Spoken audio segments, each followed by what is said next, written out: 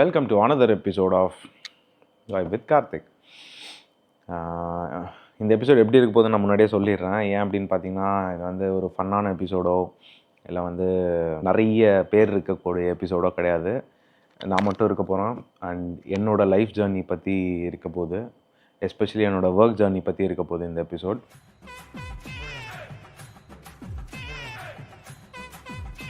இந்த வீடியோ வந்து நான் இப்போ எடுக்கிறேன், பட் எனக்கு தெரிஞ்சு பல நாட்கள் கழித்து தான் வந்து நான் அதை வந்து போஸ்ட் பண்ணுவேன்னு நினைக்கிறேன். பிகாஸ் நடுவில் நிறைய விஷயங்கள், வீடு மாற்றுறது அது இதுன்னு நிறைய எபிசோட்ஸ் இன் பிட்வீன் வந்திருக்கும். ஸோ அதனால் இந்த வீடியோ எப்போ வரும்னு தெரியல.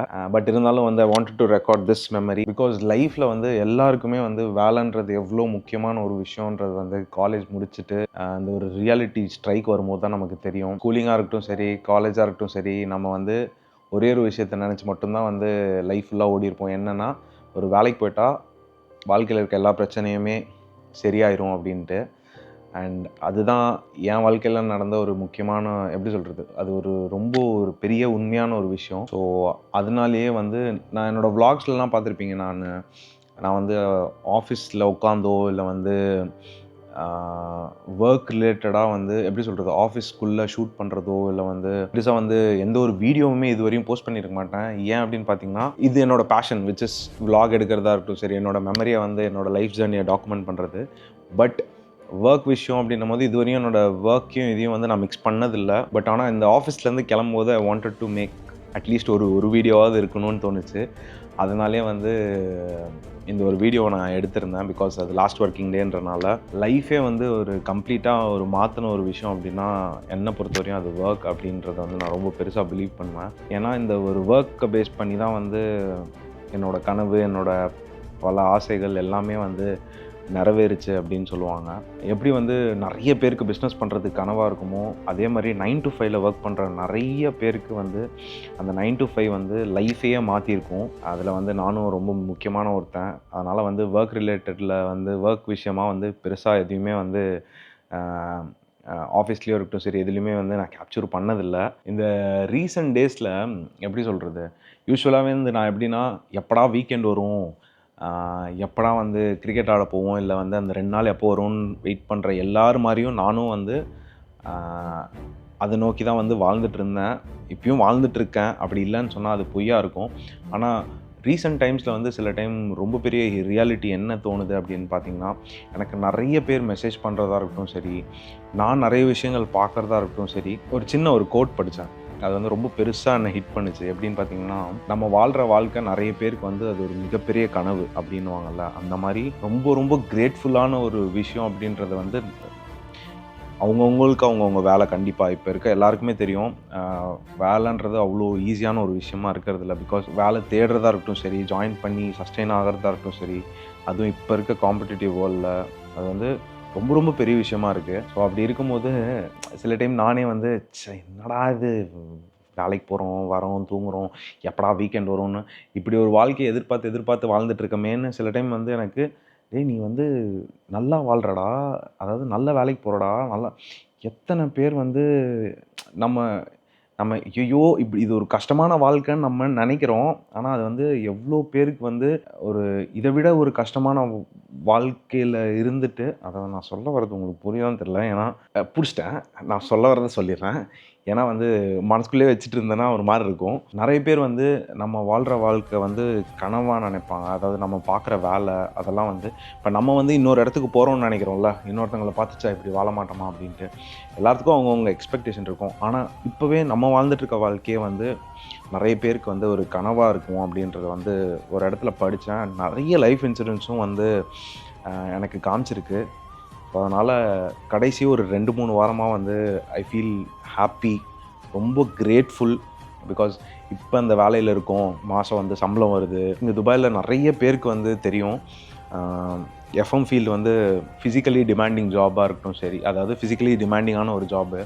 நம்ம இதுலேயே வந்து எங்கள் ஃபீல்ட்லேயே வந்து நிறைய டிப்ளமோ படித்த பசங்களாக இருக்கட்டும் சரி, இல்லை நிறைய பேர் வந்து அவங்க படித்த ஒர்க்குக்கு இல்லாமல் வேறு ரொம்ப கஷ்டப்படுற வேலைங்கள்லாம் பார்க்குறாங்க. எஸ்பெஷலி இந்த சில இடத்துலலாம் பார்த்துருப்பீங்க, இந்த விண்டோ கிளாஸ் க்ளீன் பண்ணுவாங்க துபாயில், இல்லை டேங்க்கில் ஒர்க் பண்ணுவாங்க அவ்வளோ சூட்லேயும். ஸோ அந்த மாதிரி அவ்வளோ வந்து ஃபேமிலிக்காக கஷ்டப்படுறதுக்கு ரெடியாக இருக்காங்க. அவங்களே வந்து எல்லாத்தையும் பார்த்துக்கலான்ட்டு நம்ம ஒரு ஒர்க்குக்கு போகிறாங்க, அந்த ஒர்க்கு சந்தோஷமாக பண்ணுறாங்க. நமக்கெல்லாம் வந்துட்டு நானே வந்து நிறைய வாட்டி இப்போ ரீசெண்ட் டைம்ஸில் கேட்டுறேன், உனக்கெல்லாம் என்னடா உட்கார்ற ஆஃபீஸில் ஒரு ஏசியில் வேலை செய்கிறதுக்கு இவ்வளோ அழுதுட்டு போறியா அப்படின்ற மாதிரிலாம் எனக்கு நானே இப்போ ரீசெண்ட் டைம்ஸில் கேள்வி கேட்டுக்கிறேன். ஒரு ஐ ஓப்பனர் மாதிரி இருந்தது ரீசெண்ட் டைம்ஸில் எனக்கு இந்த சில பல விஷயங்கள்லாம் நடந்ததெல்லாம் யோசித்து பார்க்கும்போது. அதனால் வந்து இனிமேல் வந்து எனக்குள்ளே நானே எடுத்துக்கிட்டது என்ன அப்படின்னு பார்த்தீங்கன்னா, வீக்கெண்டை நோக்கி வாழக்கூடாது. ஃப்ரைடேஸ் ஆர் ஆல்வேஸ் ஹாப்பி, ஒத்துக்கிறேன், இல்லைன்னு சொல்ல. எப்படா வரும்னு எல்லோரும் ஒர்க் பண்ணுறோம், எல்லாருக்குமே அந்த ஃப்ரைடே கண்டிப்பாக அது வந்து ஒரு ரிலாக்ஸேஷனுக்கான ஒரு டைமாக இருக்கணும், நம்ம பாடிக்கு வந்து ஒரு ரீசார்ஜிங்க்கான டைமாக இருக்கணுமே தவிர, இந்த மண்டே டு ஃப்ரைடே வந்து ரொம்ப கஷ்டப்பட்டு நான் புஷ் பண்ணி போயிட்டு இருந்த காலம்லாம் இருக்குது. ஐயோ வேலைக்கு போகணுமா அப்படின்ற மாதிரி. ஆனால் ஒன்றும் இல்லை, ஒரு நேற்று தான் ஒர்க் முடிஞ்சது, இன்னைக்கு காலையிலேருந்தே வந்து எனக்கு என்னடா போர் அடிக்கிற மாதிரி இருக்குன்ற மாதிரி இருக்குது. ஸோ ஒரு வேலையிலேருந்து வெளியே வந்ததுக்கப்புறம் தான் வந்து அந்த வேலையோட இம்பார்ட்டன்ஸ் தெரியும்னு சொல்லுவாங்கள்ல, அந்த மாதிரி இப்போ கடைசியாகவே ஒரு 2-3 வாரமாகவே ஐ எம் ஃபீலிங் கிரேட்ஃபுல். ரொம்ப ஹாப்பியாக தான் ஒர்க்குக்கு போகிறேன்.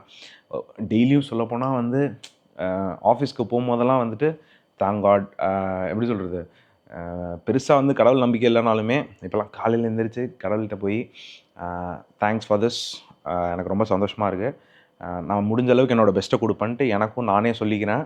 அண்ட் ஹாப்பியாக தான் நான் ஒர்க்குக்கு போகிறேன்.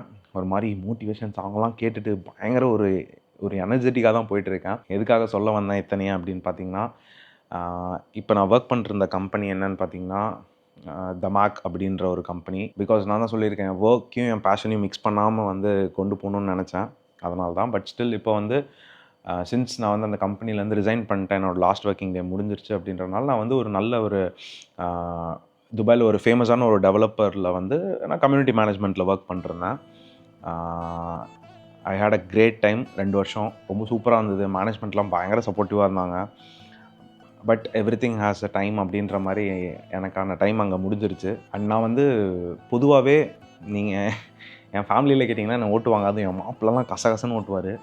என் தங்கச்சிக்கிட்ட நான் அதாவது ஒர்க் ரிலேட்டடாக, பிகாஸ் அவள் ஒர்க் தேடிட்டு இருக்கும்போது நான் சொல்லுவேன், முதல்ல நீ வந்து வாயில் சொல்லி பழகு, விச் இஸ் எனக்கு இந்த வேலை கிடைக்கும், நான் இதை தான் பண்ண போகிறேன், எனக்கு இதுதான் நடக்கும்னு சொல்ல சொல்ல யூனிவர்ஸ் கேட்கும், அதை கண்டிப்பாக நடத்தும் அப்படின்றத வந்து நான் பெருசாக பிலீவ் பண்ணுறவன். ஸோ அந்த மாதிரி நான் அந்த முன்னாடி இருக்க கம்பெனியில் இருக்கும்போதே நான் வந்து என் வீட்லேயே ஆகட்டும் சரி, என் ஃப்ரெண்ட்ஸ்கிட்டே ஆகட்டும் சரி, அடுத்து நாம் வந்து போகிற கம்பெனி இப்படி தான் இருக்கணும், அதாவது நான் அந்த ஒரு இப்போ நான் ஜாயின் பண்ண போகிற கம்பெனியை நினச்சி நான் பேசினதில்லை. பட் நான் சொன்னது எல்லாத்தையுமே வச்சு I've got ஒரு நல்ல ஆஃபர். அண்ட் நான் எதிர்பார்த்த மாதிரி அந்த இட் ரியலி ஒர்க்ட். நான் மேனிஃபெஸ்ட் பண்ணதாக இருக்கட்டும் சரி, நான் வந்து யூனிவர்ஸ்கிட்ட சொன்னதாக இருக்கட்டும் சரி, எல்லாமே கேட்டு எஸ். ஸோ இந்த கம்பெனியோட என்னோடய ஜேர்னி முடிஞ்சிருச்சு.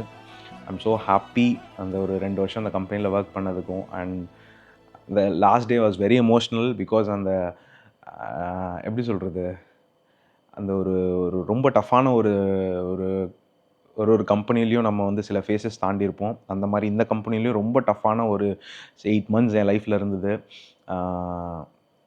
நம்மளே வெளியே வந்துடலான்ற அளவுக்குலாம் தோணியிருக்கு. பட் ஸ்டில் கடைசியாக கிளம்பும் போது அந்த கம்பெனி வந்து நமக்கு மறுபடியும் வந்து ஹைக் கொடுத்து, இங்கே இரு போகாத, நாங்கள் வந்து ஒன்று ரீட்டைன் பண்ண ஆசைப்பட்றோம் ரொம்ப வந்து கம்பல் பண்ணும்போது you felt that yes I have done my job. அது வந்து அந்த மேனேஜ்மெண்ட்டுக்கு ரொம்பவே பிடிச்சிருக்கு அப்படின்லாம் கேட்கும்போது ரொம்ப ஹாப்பியாக இருந்தது. But it's time for the next chapter in my life. So என் எல்லா ஜேர்னியும் வந்து உங்களுக்கு தெரியும். ஸோ இதுவும் வந்து உங்களுக்கு தெரியணும்னு ஆசைப்பட்டேன்.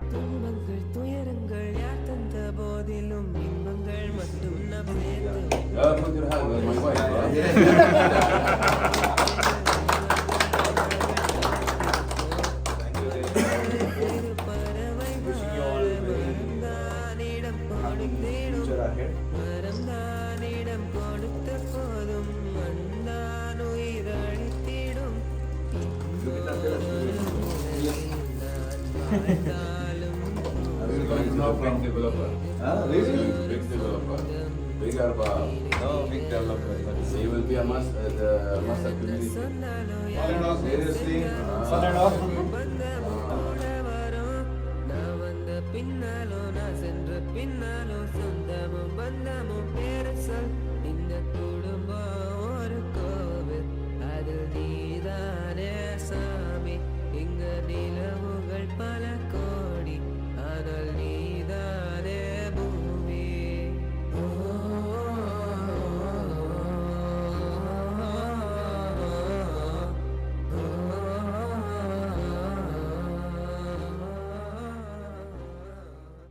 ஸோ என் மனசில் என்ன தோணுச்சோ வந்து ஐ wanted to share it with you all. ரொம்ப ஒரு மாதிரி அமைதியாக இருந்ததா, அதனால் இந்த ஒரு episode. See you in another episode. Until then, it's bye from